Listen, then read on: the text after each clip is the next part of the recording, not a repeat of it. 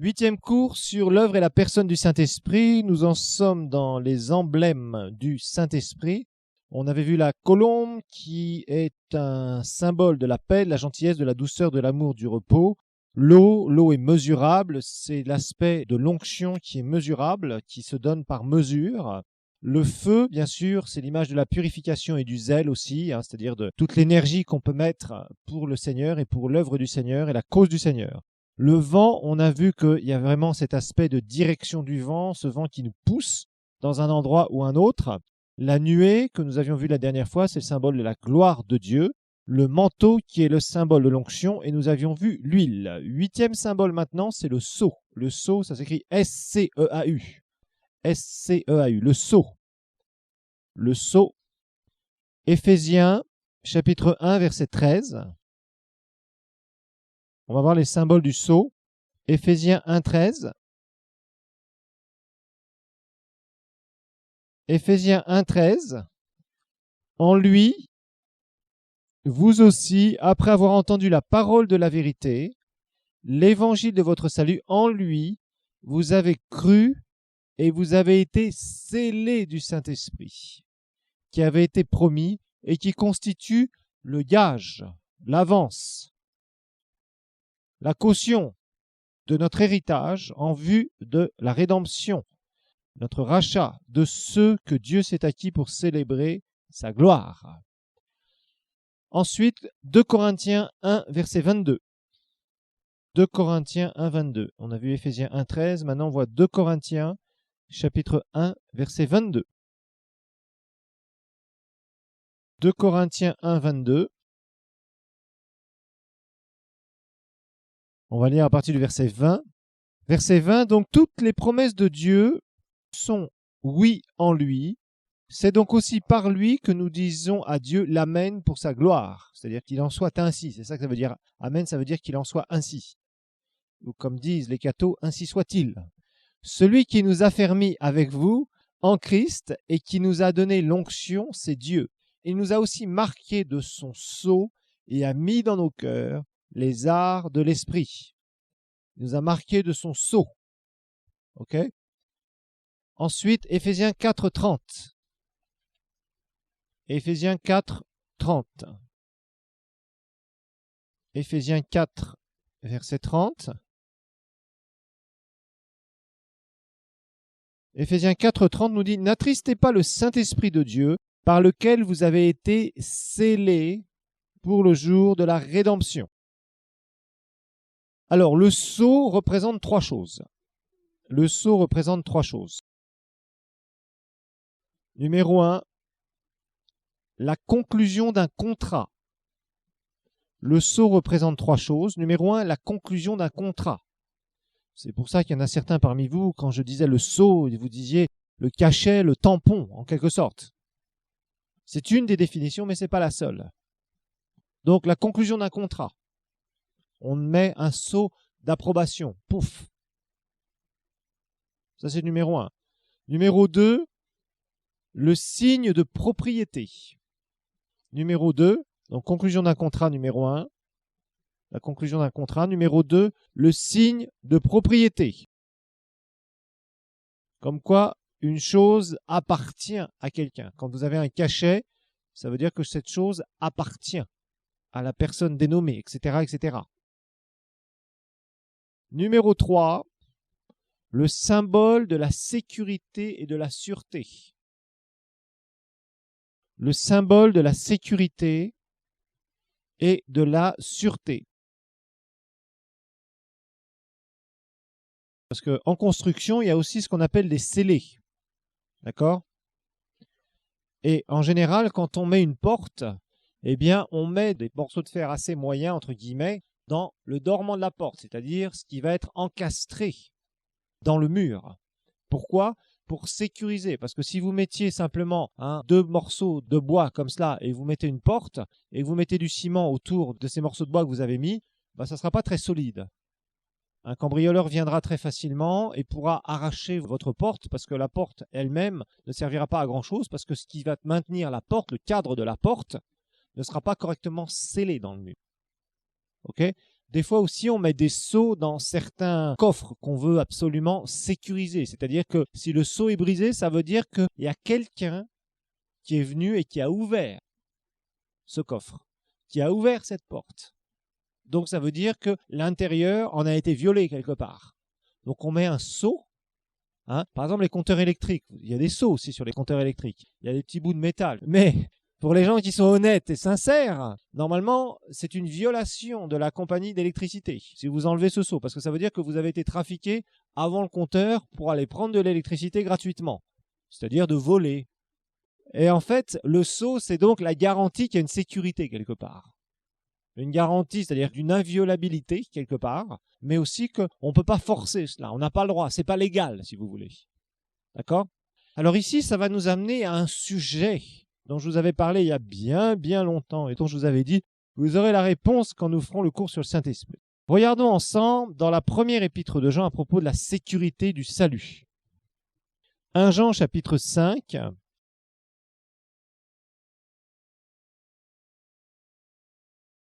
1 Jean chapitre 5, versets 16 et 17.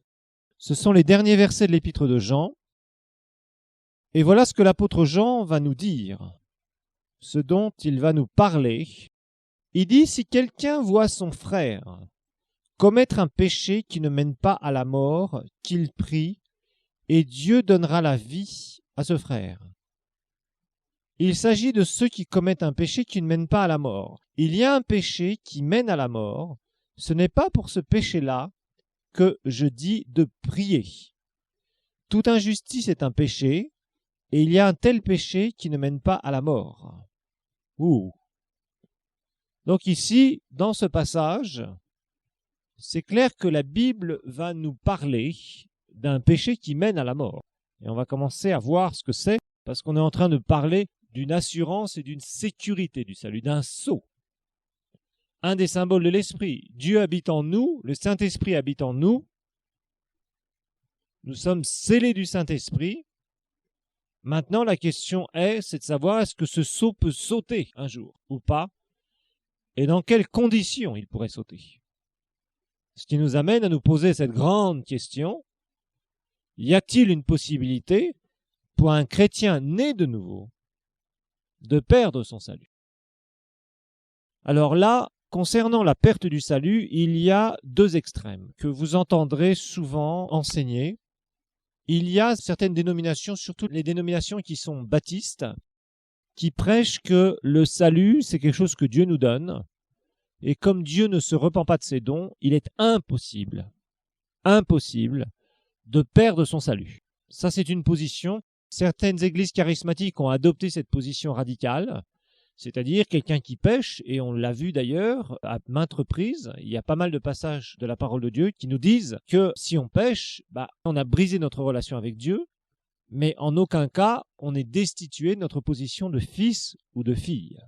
Nous en avons parlé à plusieurs reprises. Rappelez-vous de la définition de la justice. La justice, c'est de pouvoir se présenter devant Dieu sans aucun sentiment de culpabilité ou d'infériorité. Bon. Alors maintenant, il y a une autre extrême que le mouvement pentecôtiste du monde entier a enseigné, c'est qu'on pouvait perdre son salut.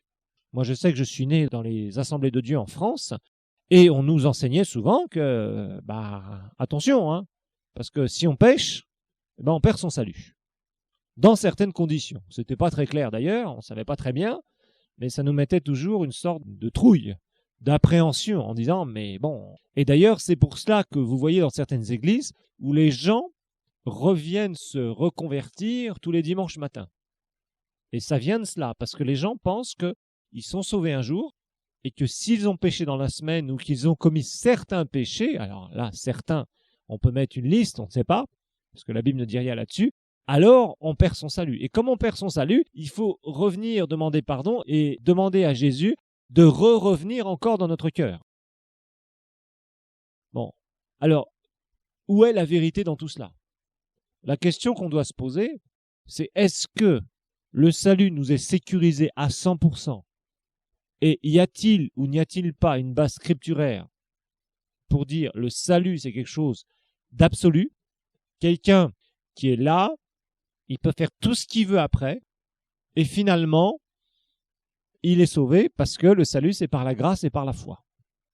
Et d'un autre côté, y a-t-il des passages qui nous montrent qu'on peut perdre ce salut? Et à ce moment-là, quelles sont les conditions?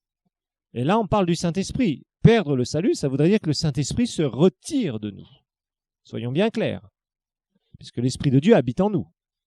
Le fait qu'on soit sauvé, le Saint-Esprit habite en nous. Vous avez suffisamment d'enseignements là-dessus, vous connaissez suffisamment de textes de l'Écriture qui nous parlent que le Saint-Esprit habite en vous, etc., etc. Nous savons que c'est dans notre esprit, nous savons que nous sommes scellés du Saint-Esprit, etc., etc. Alors, quel est l'équilibre entre les deux? Y a-t-il un équilibre? Quelle est la vérité parmi ces deux doctrines? Est-ce qu'elles sont scripturaires ou pas? Et nous allons voir que ni l'une ni l'autre ne peut être scripturaire. On commence par la deuxième parce que c'est la plus facile à prouver, c'est-à-dire on perdrait son salut. Et à ce moment-là, on pourrait revenir à Christ. Le problème qu'il y a avec cette doctrine-là, si on perd son salut moyennant certains péchés, ça voudrait dire qu'il y a une possibilité de renaître de nouveau, c'est-à-dire naître une troisième fois ou une quatrième. Et s'il y a 3 ou 4, pourquoi pas 5? Et s'il y a 5, pourquoi pas 6? Et s'il y a 6, pourquoi pas 7? Pourquoi pas 100? Pourquoi pas 200? Et si malheureusement, le jour où je meurs, j'ai fait le péché qu'il fallait pas faire, ben je suis cuit pour l'éternité. Donc ce qui voudrait dire que tout ce qui s'est passé avant dans ma vie, c'est terminé pour moi. Et là, ça ne tient pas debout scripturairement parlant. Parce que la Bible nous parle de nouvelle naissance. Elle ne nous parle pas de pouvoir encore naître de nouveau. Et elle ne nous parle pas du Saint-Esprit qui peut partir, qui peut revenir après, et repartir, et revenir, et repartir, et revenir. Donc ça déjà, ça ne tient pas. Bon, maintenant, l'autre doctrine, qui est plus enseignée par les baptistes ou par les mouvements baptistes, ou certains pasteurs qui étaient issus de mouvements baptistes, qui ont fait des églises peut-être plus indépendantes, charismatiques ou autres, mais qui ont gardé ce genre de doctrine, que vous entendrez à droite et à gauche de temps en temps, vous diront non, le salut est une sécurité absolue. Nous avons lu des textes ici, nous avons été scellés du Saint-Esprit. Le sceau, c'est une garantie de la sécurité, etc., etc. Oui, mais le petit hic avec ça, c'est que nous l'avons lu dans 1 Jean chapitre 5, versets 16 et 17, il y a un péché qui mène à la mort. Et c'est quelle mort ici? C'est d'une part la mort spirituelle et la mort éternelle.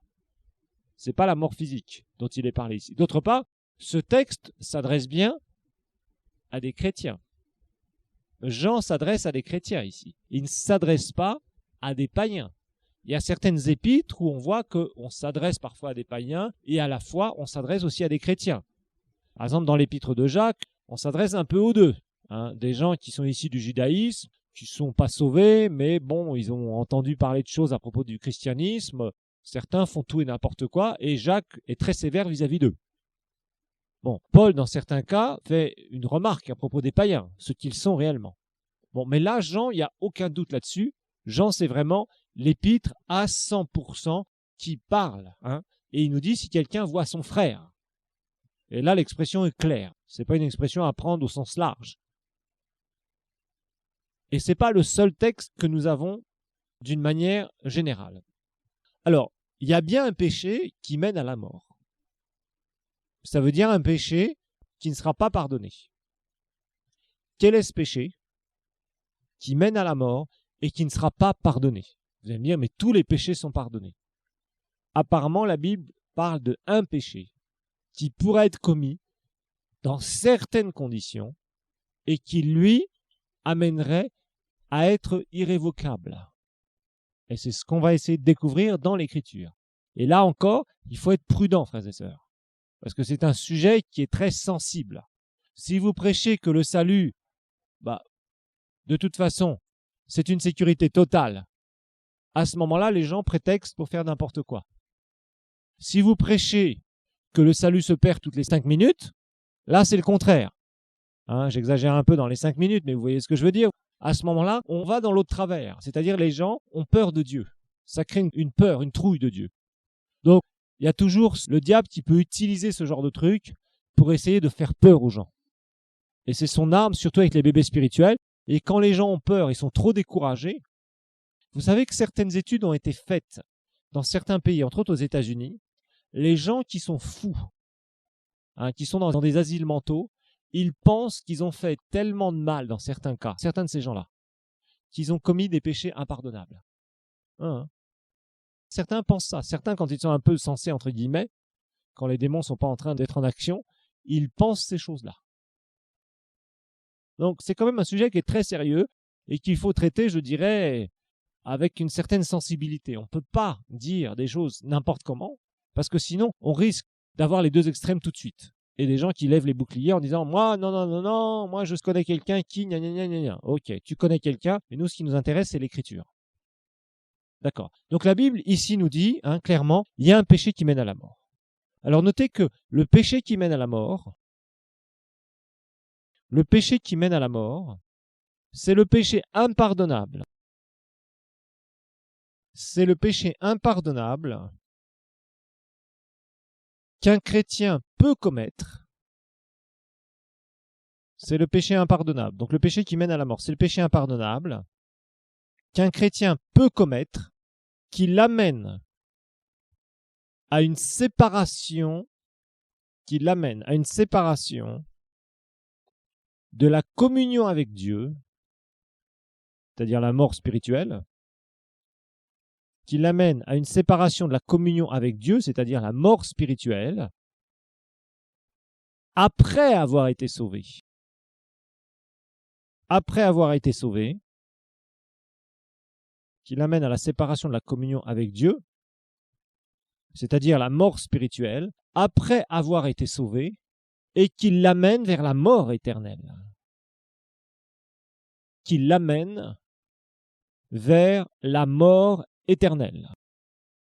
Donc ça, c'est le péché qui mène à la mort spirituelle vers la mort éternelle. Péché impardonnable. C'est clair. C'est quand on regarde le verset 16 ici et le verset 17, c'est à peu près la définition qui en ressort.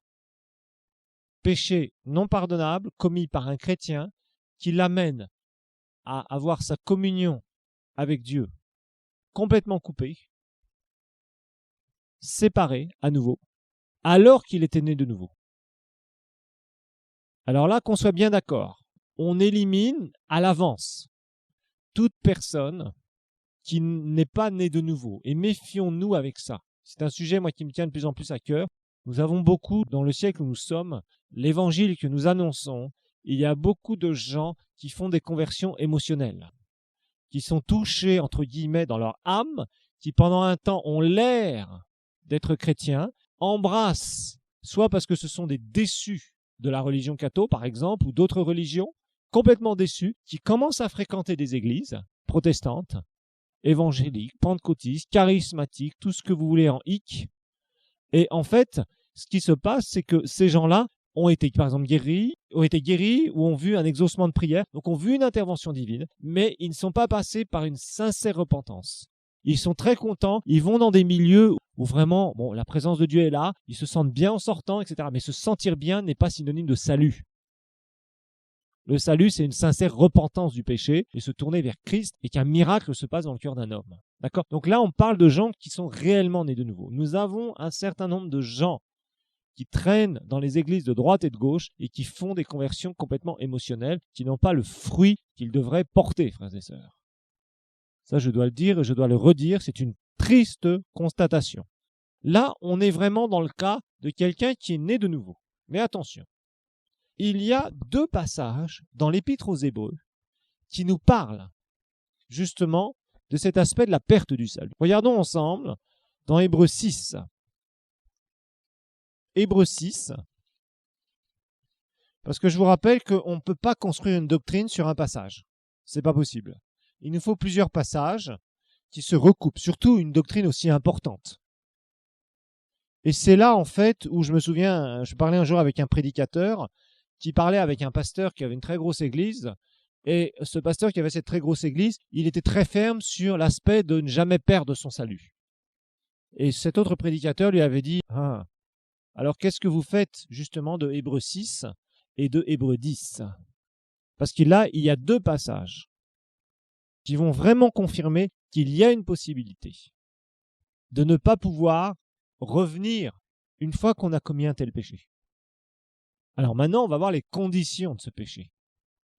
Parce que là aussi, le péché qui mène à la mort va avoir des conditions draconiennes. on va voir que ce n'est pas un bébé spirituel qui peut vivre ça.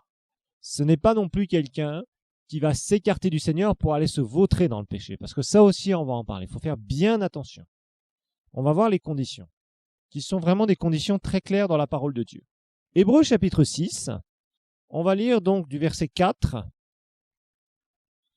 au verset 6.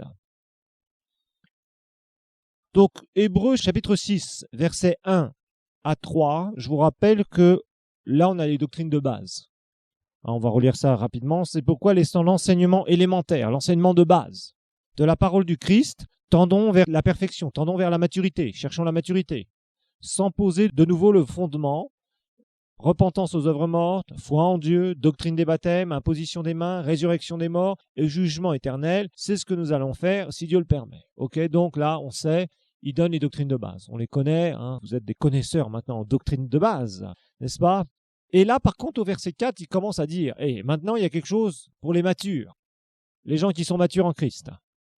Quant à ceux, bon, les bébés là, ok, voilà, il y a les doctrines de base, le lait, hein. Un peu plus haut, il parle du lait. Fin du chapitre 5, il parle du lait, de la nourriture solide. Les gens qui n'ont pas l'expérience de la parole et les gens qui ont l'expérience de la parole. Et au verset 4 du chapitre 6, là, il entame un sujet important. Il dit, quant à ceux qui ont été une fois éclairés, qui ont goûté aux dons célestes, sont devenus participants à l'Esprit Saint, qui ont goûté la bonne parole de Dieu et les puissances du siècle à venir. On va étudier tous ces termes. Et qui sont tombés. Il est impossible de les ramener à une nouvelle repentance. Là, c'est du sérieux. Hein. Car ils crucifient de nouveau, pour leur part, le Fils de Dieu et le déshonorent publiquement.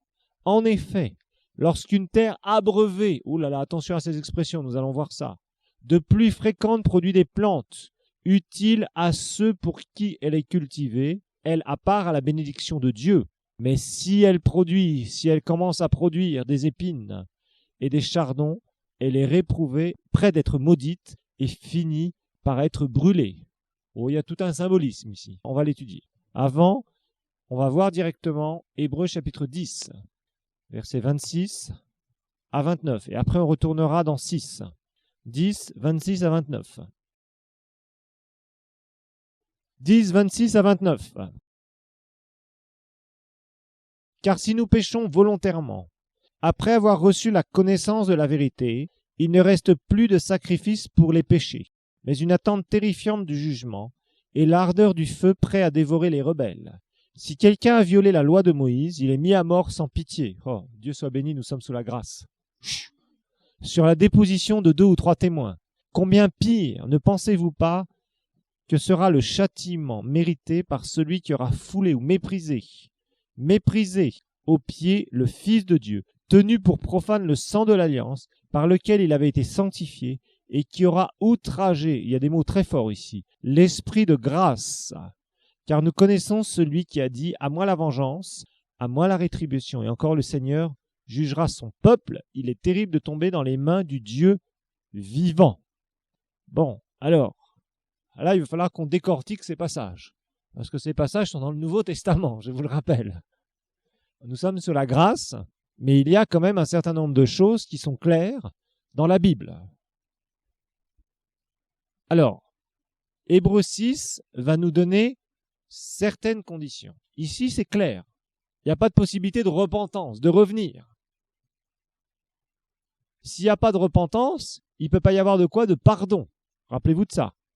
Donc de restauration. Restauration dans la relation. Restauration avec Dieu. Alors, on va regarder ensemble toutes les conditions qui sont données. D'abord, on s'adresse à quelqu'un qui est mûr spirituellement, d'accord? Parce que pour l'instant, la fin du chapitre 5, voilà, les bébés, on leur donne du lait. Les gens mûrs, on leur donne de la nourriture, ils ont l'expérience de la parole.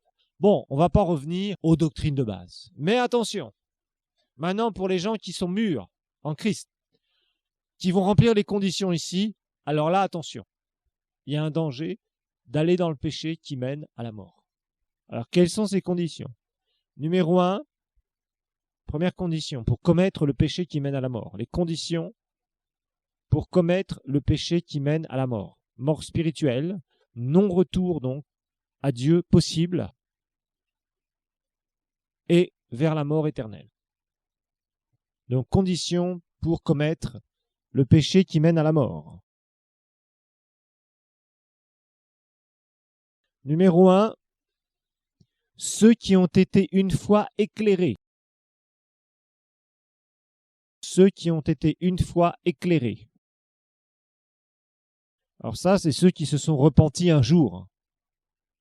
Quelqu'un qui est passé par une vraie repentance un jour, afin d'accéder à la nouvelle naissance, bien sûr. Ceux qui ont été une fois éclairés. Donc ça, c'est la repentance. On est éclairé le jour où le Saint-Esprit met une conviction de péché, qu'on se repent. Parce qu'on sait que là, on se repent, c'est se détourner du péché, rappelez-vous, et se tourner vers la croix. Ok. Donc ceux qui se sont repentis, si vous préférez. Numéro 2, qui ont goûté le don céleste. Qui ont goûté le don céleste. Qui ont goûté le don céleste. Ça, c'est ceux qui sont nés de nouveau et qui ont accepté Christ comme sauveur personnel. Car Dieu a tant aimé le monde qu'il a donné son Fils unique. Le cadeau céleste, c'est Jésus qui meurt sur la croix.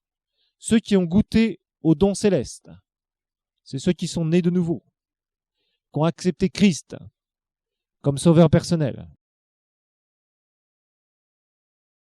Donc ceux qui se sont repentis, ok. Ceux qui ont goûté le don céleste, qui ont reçu Jésus comme sauveur. Numéro 3, qui ont eu part au Saint-Esprit. Qui ont eu part au Saint-Esprit. Ça, c'est facilement interprétable à ceux qui ont été baptisés du Saint-Esprit. Qui ont eu part au Saint-Esprit. C'est le baptême du Saint-Esprit. Ensuite, numéro 4, qui ont goûté la bonne parole de Dieu. Alors là, on commence à éliminer beaucoup de chrétiens. Là. Ceux qui sont nés de nouveau, c'est normal. Tous les chrétiens sont nés de nouveau. Ceux qui sont baptisés du Saint-Esprit, déjà, il y a déjà un bon nombre en moins. Et là, on commence à aller dans les profondeurs, d'accord? Qui ont goûté la bonne parole de Dieu. En fait, c'est quoi goûter la bonne parole de Dieu? C'est expérimenter cette parole. Qui ont expérimenté cette parole puissamment. C'est-à-dire qui vraiment la connaissent, qui ont été suffisamment enseignés et qui savent réellement se servir de la parole, de l'épée de la parole, dans les différents domaines de leur vie, qui savent utiliser vraiment cette parole, qui sont dans une maturité dans la parole. Donc des gens déjà qui ont largement grandi dans le Seigneur, dans la parole. Donc l'expérimentation, savoir qu'au travers de la parole, je peux dominer les différentes circonstances de ma vie. Parce que je suis réellement en Christ, pas seulement dans la tête, quelqu'un qui expérimente, d'accord? Ensuite, 5e, qui a goûté les puissances du siècle à venir. Oh, oh, oh, oh. Alors là, on commence à parler de la puissance de l'onction. Là, on commence à éliminer 99,9% des chrétiens. Là. Donc, qui ont goûté les puissances du siècle à venir. Qui ont goûté les puissances du siècle à venir. Dons spirituels et onction. Dons spirituels et onction. Là, déjà, on voit peu de gens. Dons spirituels et onction, oui. Des gens qui ont vraiment expérimenté des choses profondes. En fait, ce sont des gens qui commencent à vivre dans une certaine maturité en Christ, c'est ça. D'accord? Des gens qui ont vraiment vécu des choses profondes, en fait, qui savent très bien qui est Jésus, qui vraiment ont expérimenté des choses de l'esprit incontestables, qui savent vraiment servir de sa parole, qui ont grandi. Des gens qui ont une maturité spirituelle. Et regardez bien le verset 7. 7 et 8. Je trouve ça vraiment intéressant dans Hébreux 6. Regardez bien ce qu'il est dit ici. Juste au verset 6, il parle des gens qui sont tombés, donc c'est impossible qu'ils reviennent après.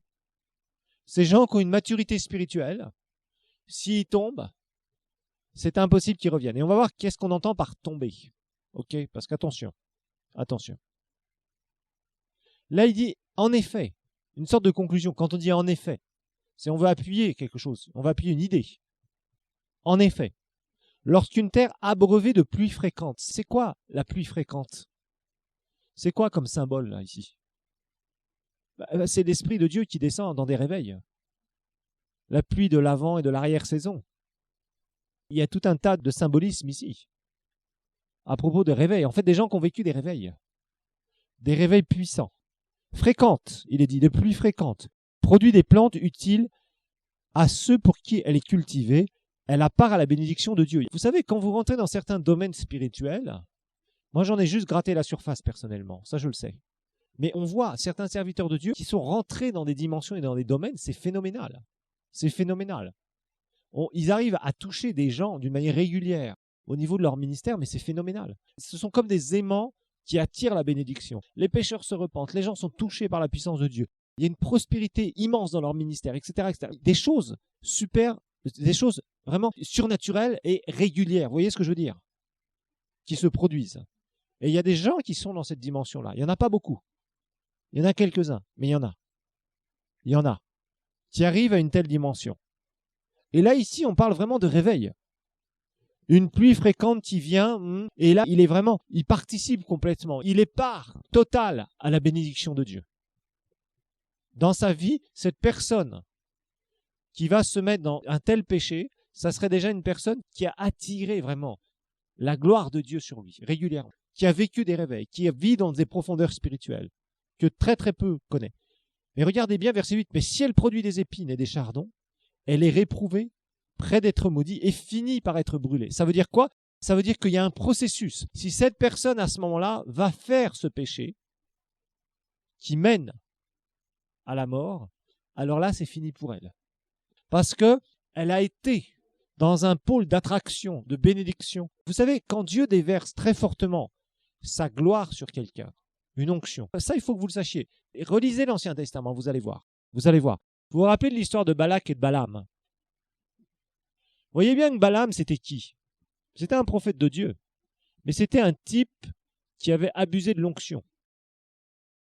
Et Dieu a dû vraiment se fâcher parce que cet homme utilisait l'onction de Dieu à des fins perverses. Vous allez me dire, comment c'est possible? Faites attention, parce que dans l'Écriture, vous verrez plusieurs fois des gens qui sont oints et qui vont provoquer certaines choses qui n'étaient pas la volonté de Dieu, par cette onction. Parce que vous apprendrez une chose, l'onction, c'est une délégation de la puissance de Dieu sur quelqu'un. Quand l'onction est très forte sur quelqu'un, cette personne peut en abuser. Vous allez me dire comment? Lisez l'Écriture. Rappelez-vous qu'il y a un prophète qui s'est fait traiter de chauve et qui a prononcé une malédiction, et il y a 48, je crois, jeunes gens, si mes souvenirs sont bons, qui sont morts, mangés par une bête sauvage. Ça vous dit rien? Lisez l'Écriture, lisez le prophète Élisée. Eh oui. Donc on voit qu'il y a certains phénomènes au niveau de l'onction qui sont un peu étonnants. Regardez Samson. L'onction était toujours sur lui alors qu'il avait complètement dévié. Complètement dévié. Qu'est-ce qui a fait que l'onction parte de Samson? La mort. Vous savez, l'onction ne se donne pas beaucoup. Dieu donne peu son onction avec puissance sur des gens parce que c'est beaucoup de responsabilités. Et quand quelqu'un est oint, il y a des paroles qu'il prononce. Et quelles qu'elles soient, de bénédiction ou de malédiction, elles s'accomplissent telles quelles. Telles quelles. Et si la personne n'a pas un caractère hyper sanctifié, elle peut faire exploser les choses, entre guillemets. C'est-à-dire, il peut y avoir des gens qui subissent des conséquences. Il y a un phénomène dans l'onction qui est particulier quand vous étudiez bien l'Écriture et que vous étudiez la vie de certains serviteurs de Dieu. Étonnant. Très étonnant. Là, on commence à aller beaucoup plus loin. Je commence à faire un grand saut pour ceux qui peuvent comprendre. Mais vraiment, l'onction est quelque chose de particulier. De très particulier. Là, on parle de gens qui vivent dans certaines dimensions, que très peu vivent, et qui, au bout d'un moment, dévient. Ils vont commettre un péché. Quel est ce péché? Parce que c'est là la question qu'on peut se poser. Est-ce que ça veut dire, est-ce qu'ils vont dans l'adultère? Est-ce qu'ils vont dans le mensonge? Est-ce qu'ils vont dans ceci? Est-ce qu'ils vont dans cela? Non. Le péché qui va mener à la mort, Notez que le péché qui va mener à la mort, c'est de renier Christ volontairement. C'est de renier Christ volontairement. C'est de renier Christ volontairement. Et c'est ce que ça sous-entend largement dans Hébreux 10, verset 26 que nous avons lu, où il est parlé du péché volontaire. Ce n'est pas un péché, entre guillemets, dont on a l'habitude de dire c'est le péché, le mensonge, le vol, ce que vous voulez, l'adultère ou quoi que ce soit. Non, non, non.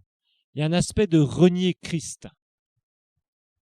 Quelqu'un qui est dans une certaine dimension et qui, au bout d'un moment, renie Jésus. C'est-à-dire qu'il ne veut plus Jésus dans sa vie. On va me dire comment est-ce possible? Eh bien, ça arrive. C'est rare, mais ça peut arriver. Des gens qui renient Christ. Dans Timothée, ça nous est dit que si nous le renions, lui, il ne peut pas nous renier, il est fidèle. Il ne se renie pas lui-même. Mais il y a une possibilité de renier Christ. Pas renier Christ sous la force de la pression, par exemple de persécution. Vous voyez, quelqu'un qui renie Christ, c'est quelqu'un qui va vers la mort éternelle. Ça, c'est clair. Si, par exemple, quelqu'un est dans une certaine condition spirituelle, ayant goûté certaines choses, et qu'il choisit de renier Christ volontairement, là, il perd son salut. Maintenant, s'il est sous des pressions, vous savez, comme il y a eu par exemple des persécutions, et comme il y a encore des persécutions dans ce monde, où on dit renie Jésus, ou t'es tué, etc., etc., et la personne dit je renie Jésus, elle ne le fait pas avec son cœur. Elle le fait avec sa tête, elle le fait pour être, entre guillemets, libérée de ses bourreaux. Certains l'ont fait, certains ne l'ont jamais fait. Il y a beaucoup de gens au 1er siècle qui sont morts comme martyrs, parce qu'ils n'ont jamais rien dit. 1er, 2e et 3e siècle, devrais-je dire. Moins dans le 20e siècle, ou les siècles qui ont été les suivants, mais quand même, quand il y a eu des réveils, il y a eu des gens qui ont refusé de dire quoi que ce soit contre Christ. Mais renier Christ, c'est le péché qui mène à la mort.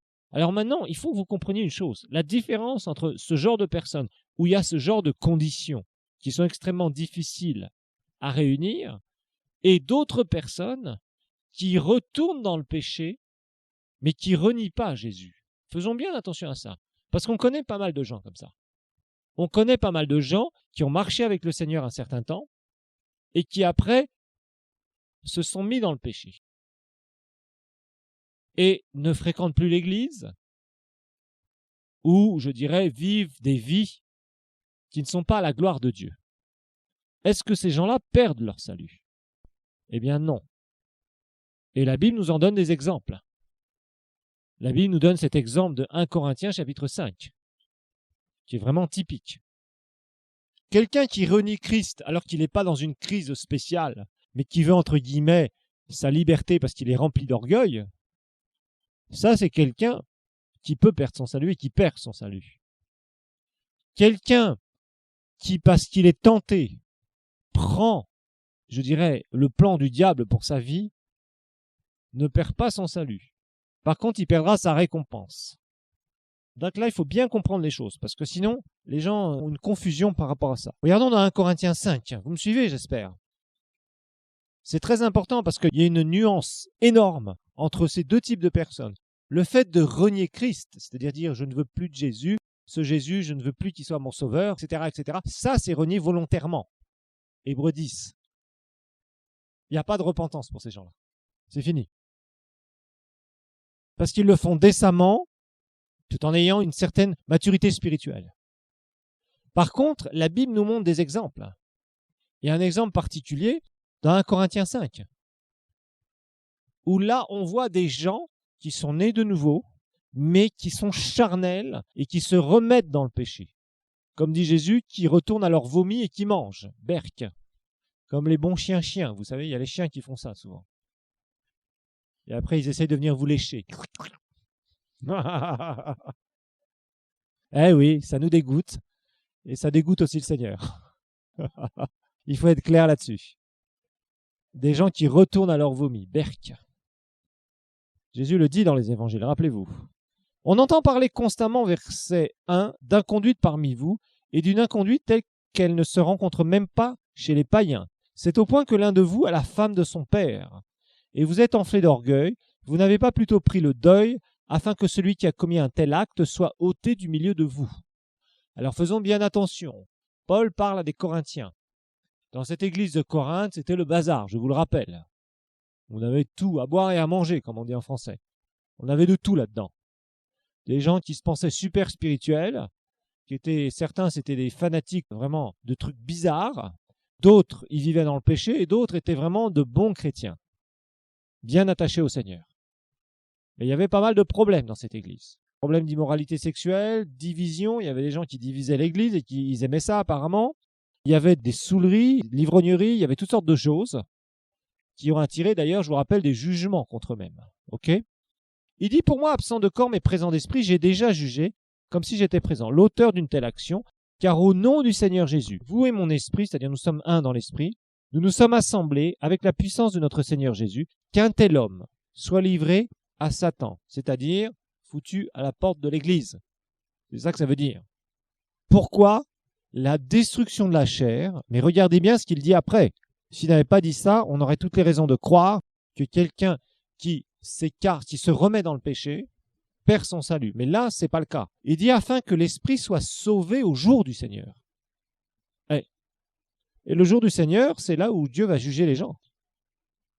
Donc, en aucun cas, on peut soutenir une doctrine où quand quelqu'un est né de nouveau, qu'il retourne dans le péché, il perd son salut. D'ailleurs, parler avec des gens qui se sont écartés du Seigneur, entre guillemets, qui se sont écartés de l'Église, qui ne professent plus aussi facilement Christ, vous verrez qu'ils ont toujours foi en Jésus et dans leur salut. Ah oui, la plupart d'entre eux. La plupart d'entre eux vous diront, mais moi je crois toujours en Jésus. Moi je crois toujours qu'il habite encore dans mon cœur. Mais tu comprends, en fait je fais ce que je veux, quoi. J'ai repris les rênes de ma vie. Mais les gens croient dans le Seigneur. Et rappelez-vous que le salut, quand quelqu'un s'est vraiment repenti à un moment, c'est clair que c'est par la grâce et par la foi. Et ces gens-là, on en connaît qui sont nés de nouveau. Maintenant, je ne parle pas des gens qui ont fait des conversions émotionnelles, qu'on soit bien d'accord, qu'on fait des fausses conversions, qui pendant un temps avaient l'air de marcher avec le Seigneur, mais il n'y avait jamais de fruits. D'accord ? Là, je parle de gens qui ont porté des fruits du salut pendant un temps et qui, au bout d'un moment, ont été dans des tentations, ont été dans des trucs et ont pris des directions qui sont mauvaises, qui sont contraires à la parole de Dieu et qui se retrouvent dans un compromis. Vous savez, le péché nous amène dans une chaîne, dans une spirale qui est dangereuse. Si tout de suite, on ne s'en repent pas. Et il y a des gens parfois qui prennent des décisions parce que Satan avait un plan de les écarter. Il n'y a rien de plus intéressant pour Satan de voir une chose, de voir un chrétien qui a commencé à témoigner de sa foi partout et qui après retourne dans le péché. Ça met un discrédit sur l'Église de Dieu et sur le message de l'Évangile absolument épouvantable. Ah, ça, c'est vraiment une de ses armes préférées. Ah oui, toi, t'es comme l'autre là qui... Ah oui, tu as vu comment il est maintenant. Hein. Et là, qu'est-ce que tu fais ? Tu perds beaucoup ton argumentation pour amener une personne à Christ. Parce que ces mauvais exemples-là, on les brandit. Ah ça, le diable, il les répand partout. Ah, très facilement. Quelqu'un qui s'est remis dans le péché, qui était connu, qui a fait vraiment une conversion au départ, qui avait vraiment marché avec le Seigneur, qui avait fait des expériences avec le Seigneur, et qui après est retourné dans son vomi, oh là là, quelle proie de choix pour le diable, pour aller brandir ça partout, et dire, vous voyez celui-ci, vous voyez celui-ci, vous voyez celui-ci. Et les gens, très rapidement, les inconvertis, le savent. Ah, ils le savent. Ah oui, oui, il parlait de Dieu, là, oui, je me souviens très bien, il parlait de Dieu, bah dis donc, son Dieu, là, ces histoires de Dieu, qu'est-ce que ça vaut ? On l'a bien vu chez lui. On voit bien ce que ça porte comme fruit. Les inconvertis vous feront ces remarques-là. Mais la plupart de ces gens-là, ils croient en Dieu encore. Ils croient dans le Seigneur. Ils savent que Jésus-Christ est leur sauveur. Mais ils marchent dans le péché. Parce qu'ils se sont enfoncés dans le péché. Et la plupart d'entre eux, ils ne savent pas comment se dépêtrer du péché. Et là, Paul dit simplement qu'ils ne viennent pas infester les autres s'ils ne veulent pas se repentir maintenant. Alors, qu'en est-il de ces gens-là ? Eh bien, regardons dans 1 Corinthiens 3. 1 Corinthiens 3. Et là, je veux que vous dissociez deux choses. Il faut que vous compreniez deux choses. Il y a l'aspect d'être sauvé, d'avoir la vie éternelle. Ça, c'est un. Et il y a l'aspect de la récompense. Ça, c'est deux. C'est pas la même chose. On est sauvé par la foi et la grâce, ça c'est clair, mais la récompense, elle se gagne. Ça veut dire la position dans le royaume futur. Ça se gagne, frères et sœurs. Ah oui, c'est là où est la différence. Le salut est gratuit, c'est la grâce. Mais ta récompense dans le royaume futur, millénium et après, c'est ce que tu vas faire ici qui va compter. Qu'est-ce que tu vas faire? D'ailleurs, Paul le dit dans 1 Corinthiens 3, on va lire ensemble. Selon la grâce de Dieu, qui m'a été, verset 10, donnée, verset 10, 1 Corinthiens 3, 10, comme un sage architecte, j'ai posé le fondement et un autre a bâti dessus, mais que chacun prenne garde à la manière dont il bâtit dessus. Car personne ne peut poser un autre fondement que celui qui a été posé, à savoir Jésus-Christ. Ok, la fondation c'est Christ, la nouvelle naissance c'est là, boum, c'est Christ. Maintenant, depuis que tu es né de nouveau, tu construis. Nous sommes tous des constructeurs quelque part, de notre propre vie. Nous sommes tous des constructeurs de notre propre vie, frères et sœurs. Depuis le jour où tu es né de nouveau, jusqu'au jour où tu donneras ton dernier souffle sur cette terre, tu es en train de construire quelque chose. Et cet édifice que tu construis, chaque action que tu fais, chaque parole que tu dis, chaque prière que tu fais, etc., etc., etc., ça construit une maison. Et un jour, Dieu va faire quelque chose avec ça. On va voir.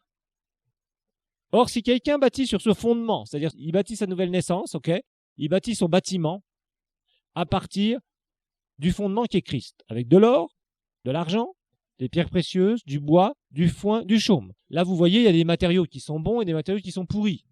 Construire un toit en chaume, on sait ce que ça vaut. Quand il pleut, l'eau passe au travers. Quand il y a le feu, c'est ce qui brûle en premier. D'accord? Le bois, c'est pareil, c'est quelque chose qui est périssable. L'or et l'argent et les pierres précieuses, ce sont des choses qui coûtent cher, qui sont le symbole, bien sûr, d'une richesse. On est bien d'accord. Du foin, le chaume, ça vaut rien. L'œuvre de chacun, regardez bien, l'œuvre de chacun sera manifestée. Car le jour la fera connaître, parce qu'elle se révélera dans le feu. C'est pas le feu de l'enfer, ça. Et le feu éprouvera de quelle nature est l'œuvre de chacun. La nature de cette œuvre, est-ce qu'elle sera divine ou humaine? Si l'œuvre bâtie par quelqu'un, donc on construit chacun une œuvre, est consumée, il en subira la perte. Pour lui, il sera sauvé. C'est clair. Mais comme au travers du feu. Donc ça veut bien dire ce que ça veut dire. Chaque chose que nous faisons dans cette vie, qui est dans la volonté du Seigneur, ça veut dire qu'on construit avec de l'or, de l'argent, des pierres précieuses. Tout ce que je fais, tout ce que tu fais, qui n'est pas dans la volonté du Seigneur, toutes les décisions que je prends, que tu prends, qui ne sont pas dans la volonté du Seigneur, petites, moyennes ou grandes, c'est du foin, du chaume, du bois. Et Dieu, un jour, mettra le feu. Le jour où nous passerons devant le tribunal de Christ. Tribunal de récompense. Toutes les âmes que tu auras emmenées au Seigneur, ça sera un point pour toi. Toutes les histoires que tu auras faites, ça sera des mauvais points pour toi. Vous voyez, toutes les choses qui sont mauvaises nous seront reprochées, même si on s'est repenti. Elles nous seront reprochées dans le sens, elles nous seront comptées négativement. On fera les comptes, on fera un bilan, comme une société. Est-ce que le bilan est positif? Jésus a dit à son Père dans Jean 17, « J'ai achevé l'œuvre que tu m'as donné de faire. J'ai réussi. » 100% de réussite. Voilà, Jésus. Le bilan de sa vie, Jean 17. Maintenant, nous passerons tous par un bilan, positif ou négatif. Et là, on aura des récompenses selon cela. Qui restera, si dans ta maison, Dieu met le feu, et qui restera juste les fondations, parce que les fondations ne pourront jamais s'écrouler. C'est Christ. C'est Christ. Il n'y a pas de problème. Celles-là, elles sont sûres, c'est les gens nés de nouveau, ça c'est clair. Par contre, si tout le reste est cramé, tout tombe, tu seras sauvé comme au travers du feu. Bon, tu iras dans le royaume futur, etc. Tout ça, c'est bon. Et faites attention, parce qu'il y a des gens aussi qui disent qu'ils font des choses pour le Seigneur. Vous savez, il y a des gens qui ouvrent des trucs, qui travaillent soi-disant pour Dieu. Alors Dieu ne leur a jamais demandé ça. Ça aussi, c'est du foin. C'est du chaume. Tout ça, ça brûlera. Tout ce qui est une œuvre humaine, fait par une décision humaine, ça brûlera. Ce qui restera, c'est ce que le Seigneur t'aura demandé de faire. Quel que soit ce qu'il t'aura demandé de faire. Le reste, ça sera détruit. Et c'est là où on verra réellement, et on sera surpris, frères et sœurs. Oh, on sera surpris. C'est pour ça que c'est très important, faites ce que vous avez dans votre cœur. Ne jouez pas à faire autre chose. Prenez pas l'armure de Saül alors que vous êtes un David. Non, elle est trop grande pour vous. Elle n'est pas faite pour vous. Eh oui, il y a plein de gens qui font des erreurs comme ça. Et pendant des années, Satan a réussi à les mettre dans une voie de garage, là, un cul-de-sac. Hop, voie sans issue. Terminé. Et ces gens-là végètent pendant des années et des années et des années. Et ça sera une perte de leur récompense. Donc vous voyez bien la différence entre l'aspect « je suis sauvé par la grâce, par la foi ». Maintenant, si j'ai une maturité, j'ai une responsabilité. Je peux perdre mon salut si j'ai une maturité. Si je suis un bébé en Christ, non. Si je suis un bébé en Christ que je dévie, je reviens dans le péché, ok. Ça c'est grave, c'est très grave. Ça porte du discrédit à l'œuvre de Dieu. Le jour où Dieu mettra le feu à ma maison, entre guillemets, lorsque nous allons passer devant le tribunal de Christ, à ce moment-là, qu'est-ce qui va se passer? Eh bien, Dieu va éprouver notre œuvre, et ce qui restera, ce sera notre récompense, pas notre salut. Vous voyez la différence entre le salut par les œuvres qui a été prêché dans l'Église traditionnelle et le salut par la foi. Par contre, la récompense, ça c'est les œuvres, on est entièrement d'accord. Et ça c'est tout à fait scripturaire. Ce que tu fais en étant dans ton corps, c'est ce qui amènera une grande récompense, une petite récompense ou pas de récompense du tout. Et rappelez-vous de la parabole des talents, il y a une gestion, il va y avoir une gestion dans le royaume. Donc si tu veux être un général, tu as intérêt à bosser. Si tu veux être un pauvre simple soldat à éplucher les pommes de terre, c'est ton problème. Non, il n'y aura pas de pommes de terre peut-être. On ne sait pas. En tout cas, c'est à nous de voir. Donc sachons sur quoi nous construisons. Mais c'est clair. Quelqu'un qui retourne dans le péché, qui est né de nouveau, il retourne à son vomi, il fait du mal à l'église de Dieu, il salit le nom du Seigneur. Ça c'est clair. Ça c'est très clair. Et c'est vraiment terrible. Mais je vous dis, vous parlez avec ces gens-là, si c'était vraiment des chrétiens nés de nouveau, vous leur parlez, ils croient encore dans le Seigneur. Ils vous diront pas, non, j'ai renié Christ. Non, je n'ai pas renié Christ. Mais j'ai pris le volant de ma vie pour faire n'importe quoi. Ça, c'est vrai. Et souvent, ces gens-là écourtent leur vie, attirent la maladie, ont des tas de problèmes après. Mais ça ne se voit pas tout de suite. Rappelez-vous ce que dit la Bible. Ce qu'un homme a semé, il le récoltera. Et on ne récolte pas du jour au lendemain. C'est pour ça qu'il y a certaines personnes qui se vautrent dans le péché à nouveau, et on se dit, mais bon, apparemment, il est bien. Oui, attends. Attends. On parlera dans 5 ans, dans 10 ans, tu vas voir. Tu seras peut-être surpris de ce qui se passe. Et c'est là où les gens ne font pas attention. Il y a plein de gens qui s'écartent de la volonté de Dieu. Il y a plein de gens qui font des trucs vraiment dommages. Tu t'écartes de la volonté spécifique de Dieu, des points en moins. C'est pour ça qu'on a des règles spirituelles à pratiquer. C'est pour ça que c'est tellement important de marcher avec lui. Et réellement là où il est. Donc je pense que vous avez bien fait la différence, ok? Parce que je tiens à être clair dans ce cours. Il y a des gens qui dévient rapidement dans la doctrine.